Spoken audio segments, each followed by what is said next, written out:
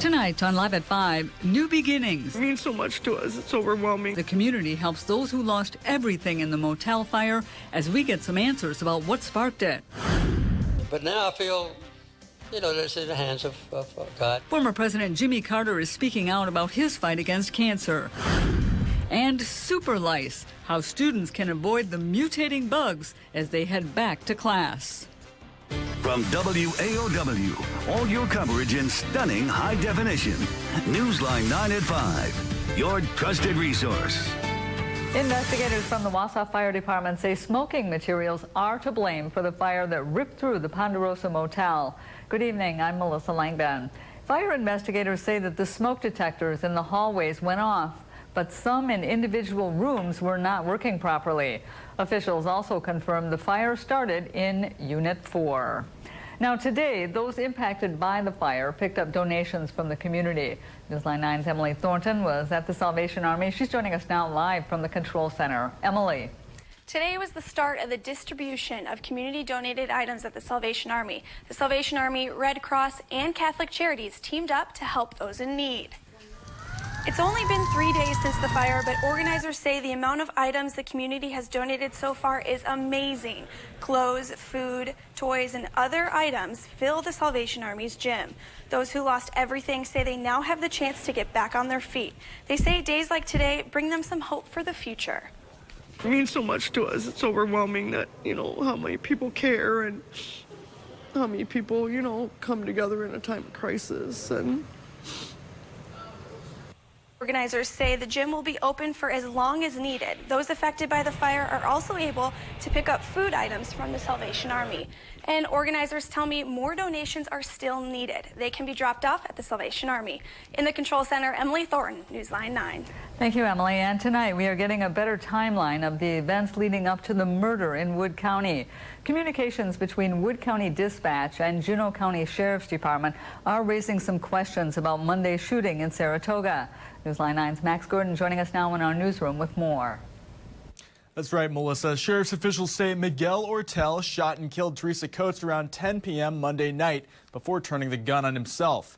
Newsline 9 obtained a recording from Wood County Dispatch, a communication from a Juneau County Sheriff's officer that there was a suicidal teenager headed to their area.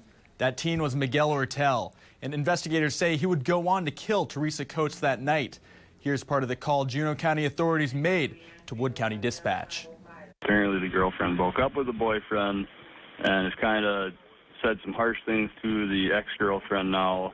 And she said she was going to call the cops, and now it's just stated that, well, the cops can't get me if I kill myself or if I'm dead. The Juneau County deputy goes on to request that Wood County deputies make a welfare check at the Coates residence. At the end of the call, the dispatcher says it's going to be a little while before she's able to dispatch a Wood County deputy, to which the Juneau deputy responds, is fine. Now, Wood County Sheriff's officials say that they received the call for a welfare check only minutes before the 911 call of shots came over the radio. The question that remains at this hour, was there a breakdown of communication between dispatch and deputies? And if deputies were told sooner, could they have prevented this tragedy from happening? Wood County authorities did not want to comment on the situation. Stay with Newsline 9 as we continue to push for answers. In the newsroom, Max Gordon, Newsline 9. Well, it is feeling anything but summer-like out there. Really feels like fall out there, Mike. Ooh, it does. But the good news is summer-like weather will be returning for a while, but this time of year we'll have more tastes of fall on the way as well. Melissa, well, here is the view from downtown Wausau looking to the northeast. Our 3rd Street Lifestyle Center camera shows that we're still bogged down, at least in the central into north central parts of the area, with plenty of cloud cover, some peaks of sunshine moving into the western parts of the area at this time, and there have been a few trace showers moving through as well. Right now, our satellite and radar view shows the clouds lingering over much of the area, some clearing coming into the west, and scattered light rain showers basically along and to the east of Highway 51 and Interstate 39. That activity will continue to move to the east and diminish the next few hours, but nonetheless not been very warm today. Right now we're at 61 degrees in Wausau after a high of 62. In the area, readings have ranged from the mid-50s to mid-60s this afternoon, and the winds have been pesky as well. Currently from the west-northwest at 12 miles per hour. Now, the good news is the skies will clear, the winds will diminish, but it's going to be a cool one later on this evening and tonight. By 9 p.m. we'll be at 58 degrees. By 11 p.m. down to 56. Looking at 40s for lows in parts of the area tonight. But by Saturday, we could be back into the 80s. I'll have the complete forecast update when I return in a few minutes. That sounds good. Thank you, Mike. A tough day on Wall Street. The Dow had its biggest one-day point drop since November of 2011. Investors worried as the China stock market slump continues, and experts say that caused the Dow to slide 358 points. The S&P 500 closed at more than a 5-month low, and the Nasdaq had its worst decline since April of last year. Heavy selling by technical traders also played a role in the slide. Former President Jimmy Carter is fighting for his life and telling the country today how he's dealing with his diagnosis of cancer. ABC's Marcy Gonzalez is in Atlanta with the details for us. With humility and even humor. Former President Jimmy Carter openly detailed his melanoma diagnosis, sharing his fears when he learned the cancer, first discovered on his liver, had spread, with doctors also finding it on his brain. I just thought I had a few weeks left. But I was surprisingly at ease. You know, I've had a wonderful life. A life the 90-year-old is optimistically fighting for, undergoing radiation treatment on the 4 small cancer spots on his brain starting today. The goal there is to prevent them from growing so that he can continue to live the high-quality life he is right now. Some of the focus of his life, though, now changing. My name is Jimmy Carter, and I'm running for president. After leaving the White House, Carter and his wife of 69 years, Rosalind, committed themselves to humanitarian work through the Carter Center. The couple now taking a step back from those efforts to focus on his health, a commitment he takes seriously after losing his father and all 3 siblings to pancreatic cancer. Today, President Obama tweeting, "President Carter is as good a man as they come. Michelle and I are praying for him and Rosalind. We're all pulling for you, Jimmy." All 3 other living presidents sharing their well wishes, too. First time they've called me in a long time. And so far, he says he feels good and has had very little pain. And today's radiation is the first of 4 treatments scheduled over the next few months. Marcy Gonzalez, ABC News, Atlanta. Thank you, Marcy. And Governor Scott Walker says that he feels a sense of urgency as he tries to stand out from the rest of the Republican presidential candidates. A new Marquette University Law School poll was released showing Walker has 25% of the Republican primary voters in Wisconsin. That's a 15% decrease since April. Meanwhile, Donald Trump is ahead of Jeb Bush in a new poll in Florida, the state Bush previously governed. In Florida, Trump also beats Democratic candidate Hillary Clinton, though he is still trailing her in both Ohio and Pennsylvania. The death of a Brown County canine has law enforcement agencies around Wisconsin taking steps to protect their highly trained dogs. 3-year-old Wicks died in a squad car at Whistling Straits while on assignment at the PGA Championship. The Sheriff's Department says the air conditioning and heat alarm in the special squad car failed. Last week, of course, we showed you what canine handlers in our area are doing. Tonight, we show you what others are doing. Canine Officer Cedric has been a member of the Neenah Police Department since 2012 and is kept in a vehicle much like the one Brown County uses, creating concern for officers. It's something that we certainly don't want to ever experience, and nor does any agency. And so everyone with a canine program is looking to see how to make sure that they can take an extra measure to make sure that that doesn't happen. The same is true in Winnebago County. Just like Neenah, the Canine Squad has a system in place that if it gets too hot inside, alarms go off. Now, like any other handler, I'm a little bit more paranoid now, and I don't want anything to happen to my partner. So beginning of every single shift now, I check to make sure the air conditioning is working, our system is functioning, that monitors the temperature of the vehicle, every single shift. The department is now looking at improving its technology so multiple officers receive alerts if the canine unit is overheating. It's a web-based system that attaches to the squad car, and it can do notifications to the handler when they're away from the car. So it's an add-on to the system that we currently have. It's only been out for 5 weeks, and we actually just ordered 3 of those. Alarms now sound when the inside temperature of the squad hits 90. They plan to adjust that to 85 in the future. An autopsy has been ordered on Wicks to determine the cause of his death. The Brown County Sheriff says that the dog was left in the car for 47 minutes. Also, the maker of the heat alarm has said that it is willing to help in the investigation. The Green Bay Packers made a big announcement today. Team leaders unveiled the plans for the highly anticipated Titletown district. Newsline 9's Molly Kovic was there. She has the details for us. Molly. This land behind me, it might not look like much now, but the Packers have big plans for this area that's just west of the stadium. Packers leaders say a central feature will be a 10-acre public plaza with year-round programming. 3 initial tenants will be moving into Titletown District. Kohler Company will be building a luxury hotel. Bell & Health will be setting up a sports medicine clinic, and Hinterland will be opening up a restaurant and brewery. Long term, we see Titletown as an authentic Wisconsin neighborhood that creates new amenities for the region while also offering a distinct living experience and opportunity to attract and retain people to this region. Packers leaders say they have used no public funding for the project so far. The initial total project is expected to cost between $120 and $130 million. Groundbreaking for Titletown District is set for this fall. Just outside of Lambeau Field, Molly Kowick, Newsline 9. Thanks, Molly. And the Packers plan on completing the first stage of the development by fall of 2017. Meanwhile, the Packers are getting ready for their next preseason game against the Steelers. You can watch it right here on Newsline 9, your official Packers station. It takes place Sunday, pregame set for 11:30, followed by kickoff in Pittsburgh at noon. We will bring you all the action on that. And due to our coverage, we do have a programming note to let you know about. The Little League Baseball World Series will be broadcast on 9.2, the CW.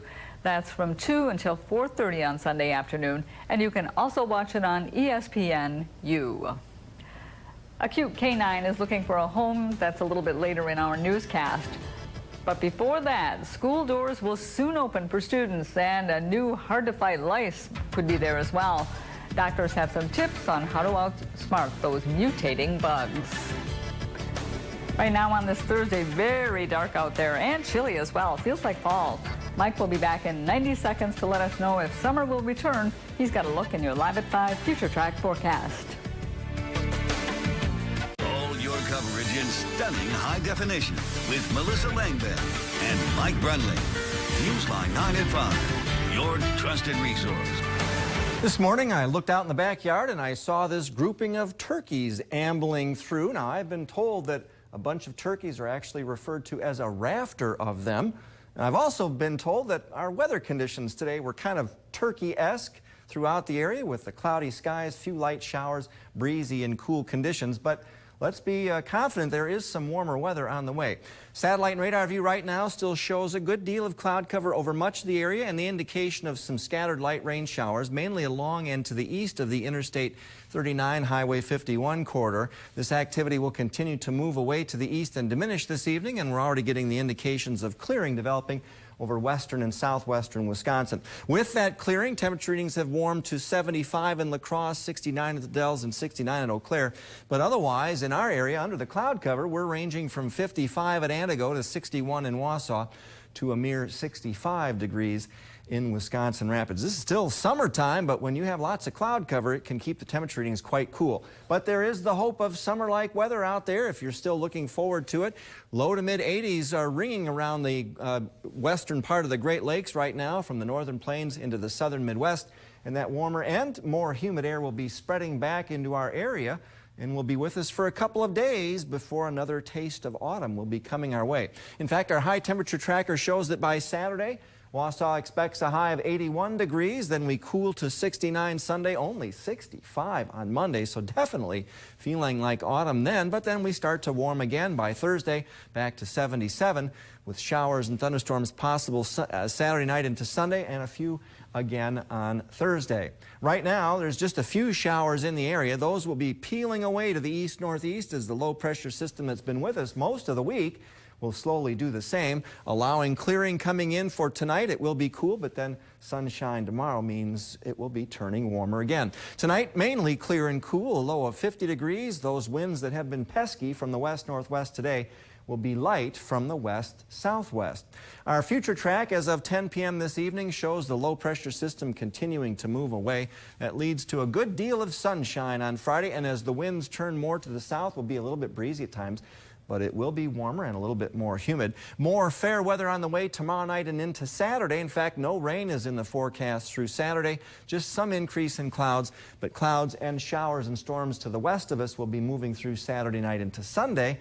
That reintroduces the taste of fall to our area. 7 a.m. tomorrow, sunny but cool, 52 degrees with light south winds. By noontime, 73, still mostly sunny, breezy south wind at times. And those south winds continue, should be warmer tomorrow afternoon. Mid to upper 70s north of Wausau. I'm forecasting a high of 78 here and into the low 80s in the southern part of the area, 81 at the Wisconsin Dells. South wind again at 8 to 18 miles per hour.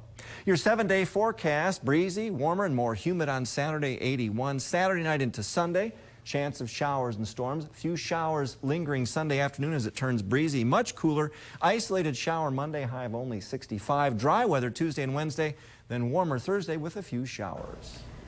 Thanks, Mike. Of course, the chilly weather this week reminds us that autumn is not too far away, but there's still some time for one more summer tradition in Athens. And new studies are finding lice can mutate and resist old medications. As students head back to classes, experts share what you should do to avoid the bugs. We told you about the drop on Wall Street, and as we go to the break, here are a look at the closing numbers, and we also have some stocks of local interest for you.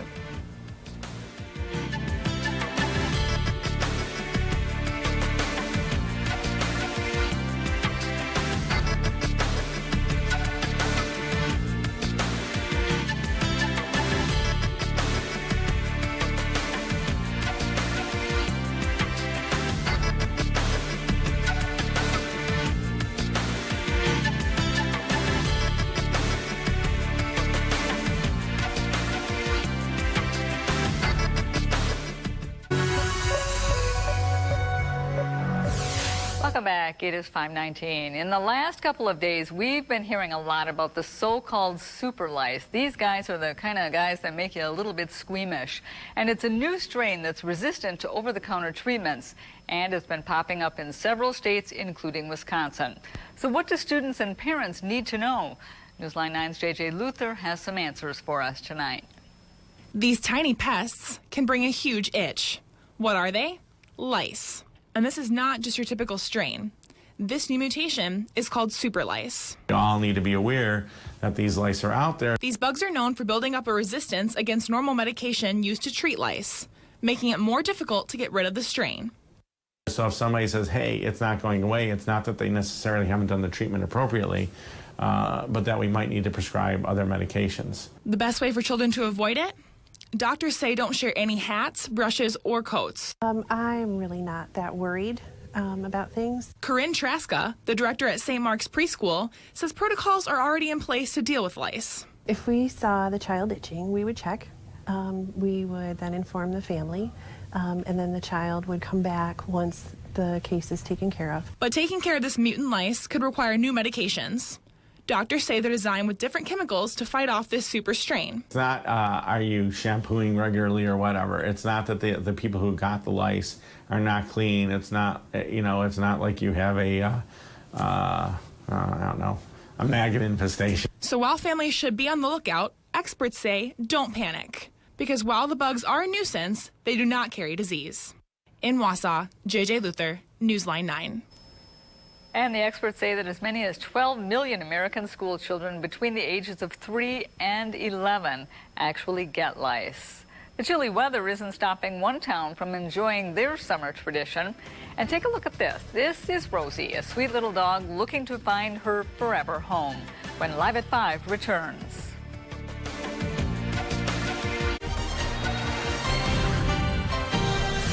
Lisa is here on this Thursday. She has brought along a great dog that just captivated everyone in the newsroom today. Right. This is Rosie. She is just about 7.5 years old. She's a Beagle Jack Russell Terrier mix. She was surrendered to us in May because there were some other dogs in the household that she wasn't getting along with. Mm-hmm. She originally was adopted from a shelter in Pennsylvania, so she's come a long way. Hoping that we're going to be able to find her permanent family. She can get along with some dogs. She just tends to be dominant. So, I mean, it just would depend. If you do have another dog, we wouldn't really rule her out for your household. Just have to make sure that they're going to get along. We've been able to send her to different events. She's gone into assisted living centers and just been great. Made as many friends as she did here. I mean, she's just a very good dog. She's petite. She's a good size. So whether for an apartment or a home, currently she is being treated for heartworm. Okay. We had her tested. Is that pretty intensive, or? It's long. So we've already getting that underway. I mean, we caught it early enough on, and she's been responding really well to treatment so far. But certainly something that's going to be ongoing, and for the adopter to be educated about. And what is the fee? Her adoption fee is $125 plus tax. $125 plus tax. So if you are interested in Rosie, please give the Marathon County Humane Society a call and find out more about her or any of the other animals that they have there. Thanks for stopping by, Lisa. Yeah, thanks for having us. When Live at 5 returns, the fall season's right around the corner, but there's still some time for one summer tradition. Coming up, the first official hurricane now of the 2015 season, the track right now. Also, the news conference moments ago. 7 firefighters trapped, their vehicle burning in the middle of a wildfire. The horrific moments, 3 dead, others rushed for help. Next. New at 6, the Wausau Hospital reunites some premature babies. It's a celebration of some of the hospital's most vulnerable patients who've grown into healthy children. It's just pride. That's what makes Athens Fair so great. Summer is almost over, but there's still time for one more tradition. It's Fair Week in Athens, and this morning Newsline 9 checked out the horse showings. Fair organizers say there will be a variety of those showings, and the fair will run until Sunday afternoon. Admission there is free. Well, there's still going to be a little bit of warm weather to get out there and enjoy it. You know, I love fall, but I'm not quite ready to say goodbye to summer yet. Well, you know, this is the time of year when you have to have lots of variety in your wardrobe, because we're going to have plenty of the variety in our weather forecast as well. Quickly, our 3-day forecast. More sunshine tomorrow and Saturday. Breezy, but south winds make it warmer, 81 by Saturday. And Sunday, some showers. It turns breezy and cooler again. Okay, thanks for the update, Mike, and thanks for joining us. We will be back at 6 o'clock.